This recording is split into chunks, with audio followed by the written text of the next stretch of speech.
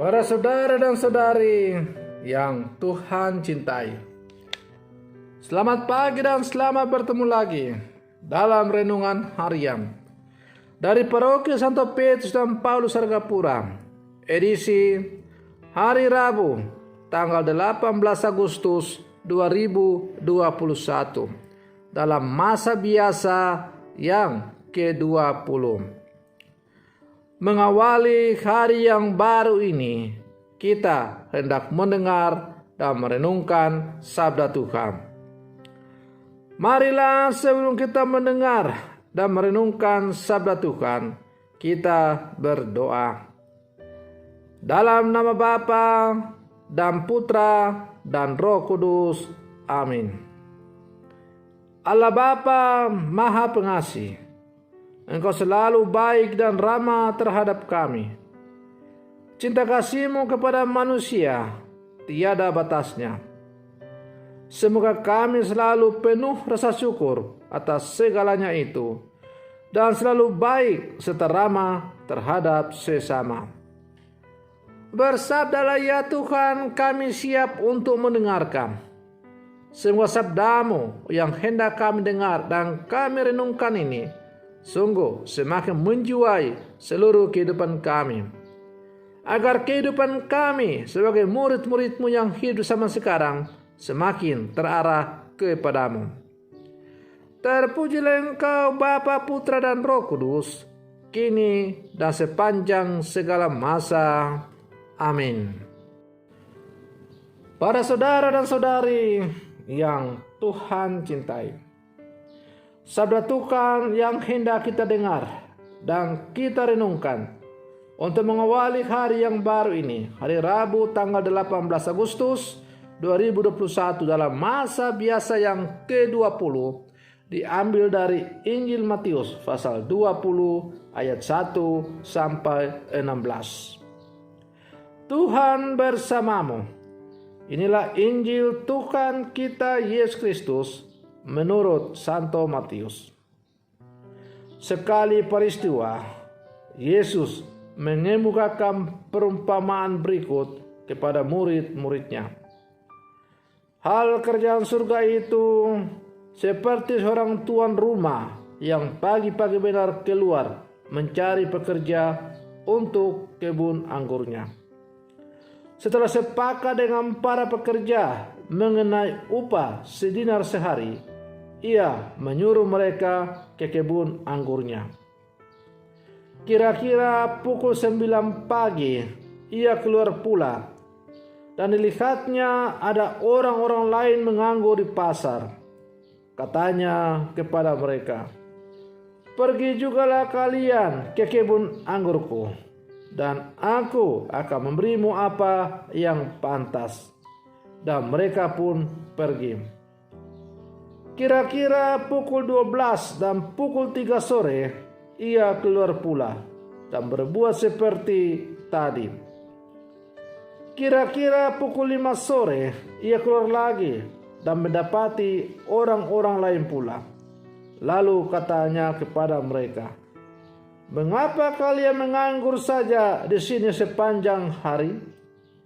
Jawab mereka, "Tidak ada orang yang mengupah kami."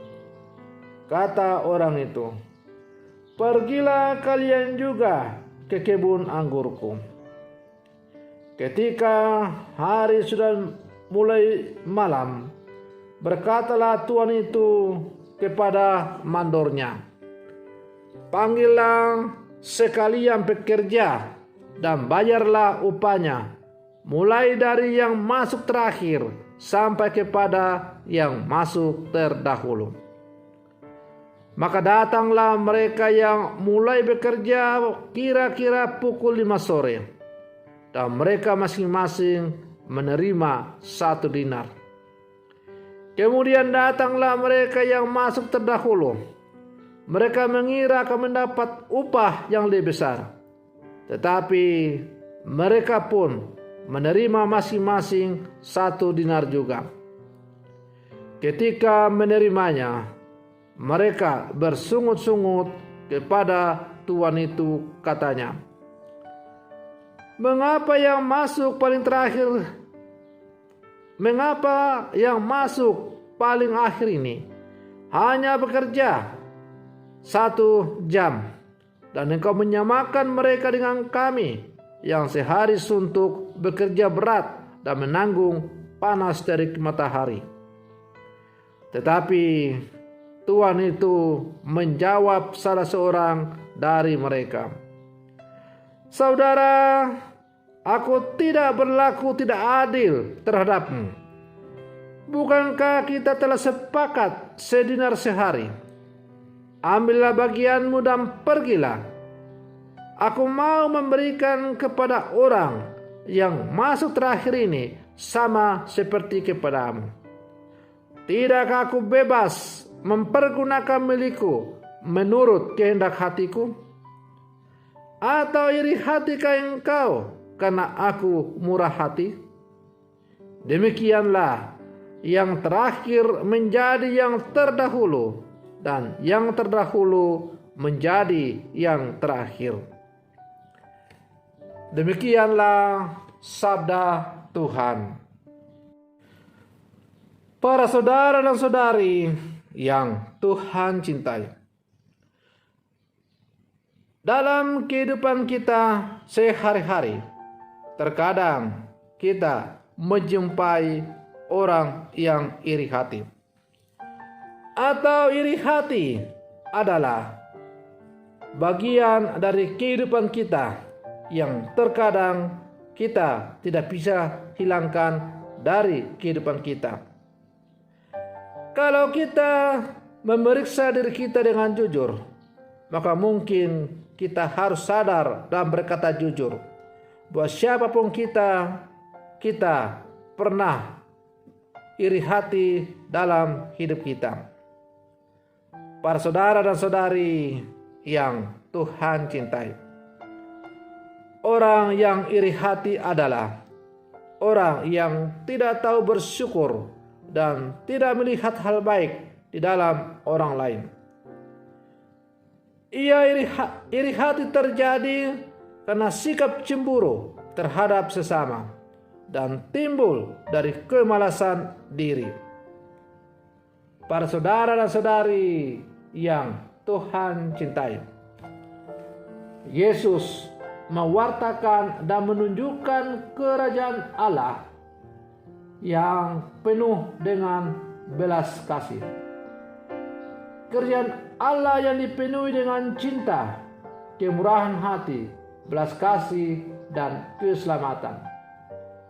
Setiap orang diundang untuk ambil bagian di dalamnya. Karena itu, kerajaan Allah bersifat universal, terbuka untuk semua orang. Persoalannya adalah seringkali manusia acuh tak acuh dan tidak mampu menjawab undangan cinta Allah. Kelemahan dan sifat kemanusiaan acap kali menjauhkan kehendak baik untuk menerima warta tentang kerajaan Allah dalam kehidupan sehari-hari. Para saudara dan saudari yang Tuhan cintai, Paus Pius ke-10 memberikan teladan untuk mencintai kebenaran iman dan menyatakannya dalam sikap dan perbuatan. Ia dikenang secara istimewa karena kasihnya yang amat besar akan Ekaristi Kudus. Baginya, Komuni Kudus memberi kekuatan yang diperlukan untuk melakukan segala sesuatu demi kasih kepada Yesus. Identitas kekatolikan mengajarkan kita untuk mencintai tanpa pamrih, berani berbelah rasa, dan menunjukkan semangat belas kasih Allah kepada sesama manusia, terutama mereka yang miskin, tertindas atau dirampas hak-haknya sebagai umat Allah. Para saudara dan saudari yang Tuhan cintai, maka dalam bacaan Injil tadi, sebagaimana yang telah kita dengar, pesan Yesus sangat tegas dan jelas kepada kita. Pertama, bahwa Allah yang kita imani itu adalah Allah yang penuh belas kasih. Ia mengundang semua orang untuk datang kepadanya, untuk mengalami dan merasakan betapa Ia berbelas kasih, yang dilambangkan dengan orang-orang yang bekerja mulai dari pagi-pagi sampai yang terakhir. Semuanya mendapat upah yang satu dan sama, ialah 1 dinar. Artinya bahwa mutu kehidupan kita sebagai orang-orang beriman tidak ditentukan oleh bagaimana berapa lama kita hidup sebagai orang percaya, tapi bagaimana mutu dan kualitas iman kita sebagai orang-orang percaya. Yang kedua, Tuhan tidak melihat hasil dari apa yang kita kerjakan, berapa waktu lamanya, tetapi bagaimana kualitas dari apa yang kita hasilkan itu. Maka kualitas hidup, kualitas iman sebagai orang-orang percaya sungguh menjadi sesuatu yang penting dalam kehidupan kita. Para saudara dan saudari yang Tuhan cintai, sebagai orang-orang beriman, kita masing-masing telah dipanggil untuk bekerja di ladang Tuhan. Kita dipanggil bekerja di kebun anggur Tuhan itu diawali dengan ketika kita masing-masing dipanggil dan dibaptis menjadi orang-orang percaya.